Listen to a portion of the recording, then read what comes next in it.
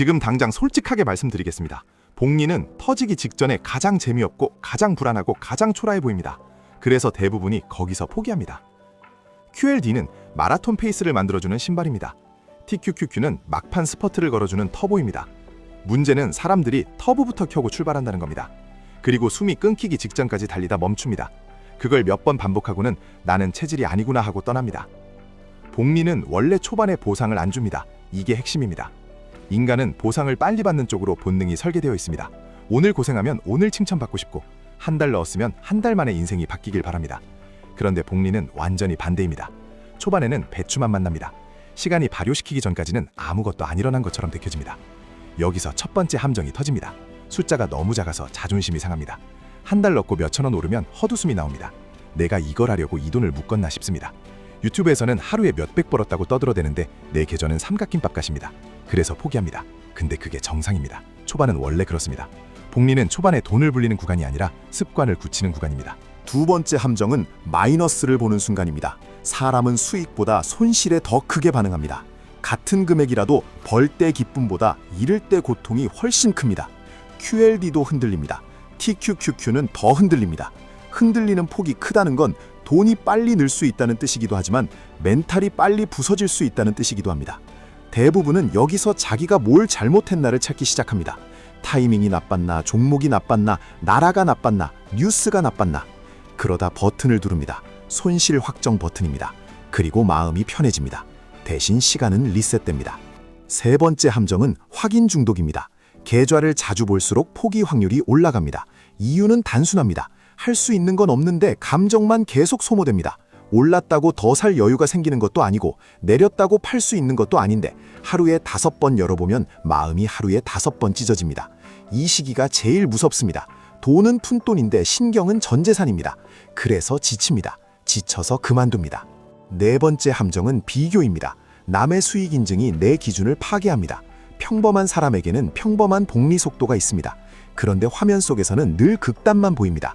성공한 사람의 자랑만 남고 실패한 사람의 침묵은 보이지 않습니다. 그래서 내가 바보처럼 느껴집니다. 꾸준함이 창피해집니다. 안전벨트 같은 QLD가 답답해지고 터보 같은 TQQQ만 보면 심장이 뛰기 시작합니다. 그 순간부터 복리는 마라톤이 아니라 도박이 됩니다. 다섯 번째 함정은 급한 돈입니다. 차 고장, 이사, 경조사, 아이 병원비 이런 사건이 올 때 계좌에서 빼면 복리는 꺾입니다. 복리의 본질은 수익률이 아니라 시간의 연속성입니다. 그런데 사람들은 시간이 아니라 금액을 지킵니다. 돈은 다시 넣으면 된다고 생각하지만 시간은 다시 넣을 수 없습니다. 김장독을 엎어버리면 다시 담가야 합니다. 다시 담그면 다시 배추 맛부터 시작입니다. 이제 QLD와 TQQQ 이야기로 바로 들어가겠습니다.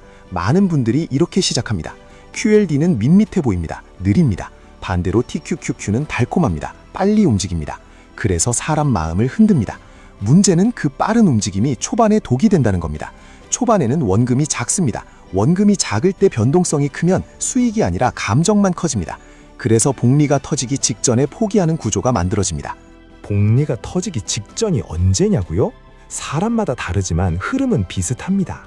대략 이런 순서로 갑니다. 첫 몇 년은 아무것도 안 되는 것 같습니다. 그 다음 몇 년은 되는 것 같기도 합니다. 그 다음부터는 그래프 모양이 바뀝니다.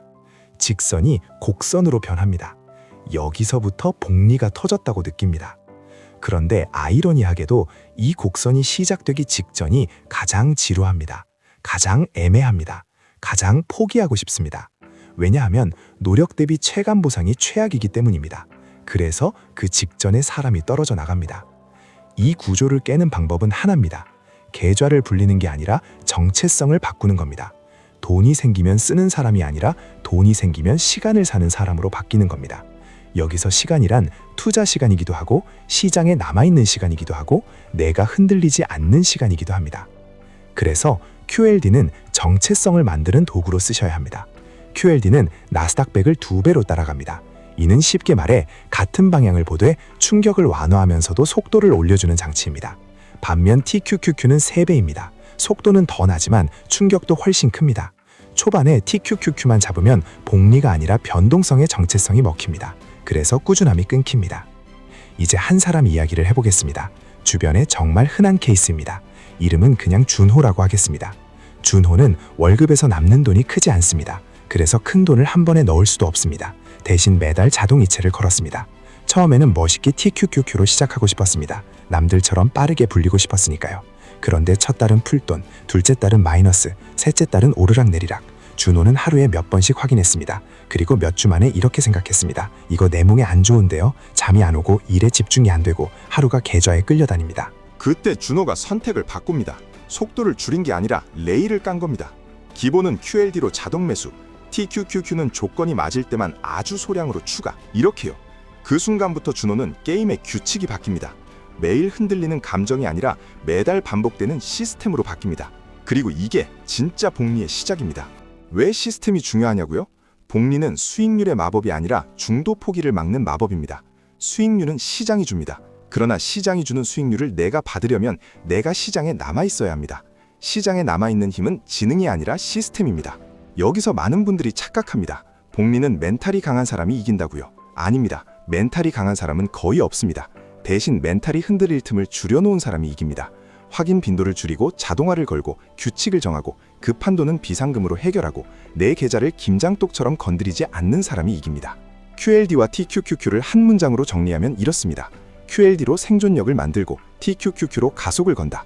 이 순서가 뒤집히는 순간 대부분이 탈락입니다. 그럼 구체적으로 어떻게 하냐고요? 현실적으로는 아주 단순해야 합니다. 복리는 단순한 사람이 이깁니다. 복리는 복잡해지는 순간 무너집니다. 사람은 복잡한 규칙을 지키지 못하면 죄책감이 생기고 죄책감은 포기로 이어집니다. 그래서 저는 이렇게 추천드립니다. 처음에는 QLD를 기본으로 깔아두십시오. 금액이 작아도 괜찮습니다. 오히려 작아야 오래갑니다. 자동이체로 달력처럼 흘러가게 만드십시오. 그 다음 TQQQ는 내 마음이 아니라 내 규칙으로만 움직이게 하십시오. 예를 들어 이런 식입니다. 시장이 과열돼서 심장이 뛰는 날이 아니라 하락해서 겁이 나는 날에만 소량을 추가한다. 혹은 내 계좌가 흔들려도 잠을 잘 수 있을 정도의 비중만 유지한다. 혹은 손실 구간에서 절대 매도하지 않는다. 이 셋 중 하나만 지켜도 결과가 달라집니다. 그리고 가장 중요한 규칙은 계좌를 자주 열지 않는 겁니다. 자주 열면 복리가 아니라 감정이 복리로 쌓입니다. 불안이 복리로 쌓이고 의심이 복리로 쌓이고 비교가 복리로 쌓입니다. 그렇게 쌓인 감정은 어느 날 폭발하고 그날 손이 버튼으로 갑니다. 복리를 터뜨리는 건 수익이 아니라 버튼을 안 누르는 능력입니다. 또 하나, 급한 돈을 투자금에서 꺼내지 않게 설계를 바꾸셔야 합니다. 많은 분들이 투자 실패를 종목 탓으로 돌립니다. 사실은 현금 흐름 설계 실패입니다. 비상금이 없으면 어떤 종목도 오래 못 들고 갑니다. QLD든 TQQQ든 급한 일이 오면 팔게 됩니다. 그래서 비상금은 투자 수익률보다 먼저입니다. 비상금은 수익을 주지 않는 대신 복리를 끊기지 않게 해줍니다. 그게 가장 큰 수익입니다. 여기서 또 흔한 장면이 있습니다. 몇 년 버텼더니 계좌채 조금 커집니다. 그때부터 1%가 눈에 보이기 시작합니다. 예전에는 1%가 몇천 원이었는데 이제는 몇만 원이 됩니다. 그때부터 계좌가 돈을 버는 느낌이 오기 시작합니다. 이 구간이 진짜 위험합니다. 사람은 여기서 과속합니다. 드디어 되는 것 같으니까, 그동안 못한 걸 한 번에 만회하고 싶으니까. 그래서 TQQQ 비중을 확 올립니다. 그리고 시장이 한 번만 꺾이면 그동안 쌓은 시간이 흔들립니다. 그래서 저는 오히려 이때 더 차분해지셔야 한다고 말씀드립니다. 속도를 올리되 레일은 더 단단히 까셔야 합니다. 많이들 묻습니다. QLD만 해도 되나요? 됩니다. 꾸준히 할 수 있으면 됩니다. 복리는 완주가 전부입니다. 또 묻습니다. TQQQ는 나쁘나요? 나쁜 게 아니라 다루기 어렵습니다. 칼이 나쁜 게 아니라 칼 질이 어려운 겁니다. 또 묻습니다. 그럼 언제 TQQQ를 써야 하나요? 본인이 흔들리지 않을 때, 그리고 규칙이 있을 때입니다. 지금 손이 근질근질해서 사고 싶은 건 대부분 좋은 신호가 아니라 나쁜 신호입니다. 또 묻습니다. 계좌가 마이너스인데 어떻게 버티나요? 답은 하나입니다. 안 보면 됩니다. 안 보면 버팁니다. 버티면 시간이 해결합니다. 물론 시장이 항상 같은 속도로 오르지는 않습니다. 투자에는 원금 손실 위험이 있습니다. 하지만 확률 게임에서 가장 큰 실수는 중간에 내려버리는 겁니다. 복리는 당신이 똑똑해서 터지는 게 아닙니다. 당신이 끝까지 남아있어서 터집니다. QLD는 끝까지 남게 만드는 도구입니다. TQQQ는 남아있는 사람에게만 보너스를 크게 주는 도구입니다. 순서가 바뀌면 대부분은 보너스 구간에 도착하기 전에 탈락합니다. 마지막으로 한 장면만 상상해 보십시오. 지금 당신이 김장독을 하나 담갔다고 치겠습니다. 일주일 뒤에 열어보면 배추 맛입니다. 한 달 뒤에 열어보면 덜 익었습니다. 그때마다 열어보고 실망하고 뚜껑을 다시 닫고 또 열어보고 또 실망하고 그러다 어느 날 엎어버립니다. 그게 대부분의 투자입니다. 반대로 뚜껑을 덮고 달력만 넘기고 자동으로 흘러가게 두면 어느 날 완전히 다른 맛이 됩니다. 그게 복리입니다. 지금 필요한 건 대단한 정보가 아닙니다. 지킬 수 있는 단순한 규칙입니다. QLD로 바닥을 깔고 TQQQ는 규칙으로만 쓰고 계좌는 자주 보지 말고 급한 돈은 비상금으로 막고 수입이 오르면 생활이 아니라 투자 금액을 올리고 이 5개만 지키면 복리가 터지기 직전에 포기하는 사람이 아니라 복리가 터진 다음에 웃는 사람이 됩니다. 지금까지 1분 투자 하이젠버그였습니다.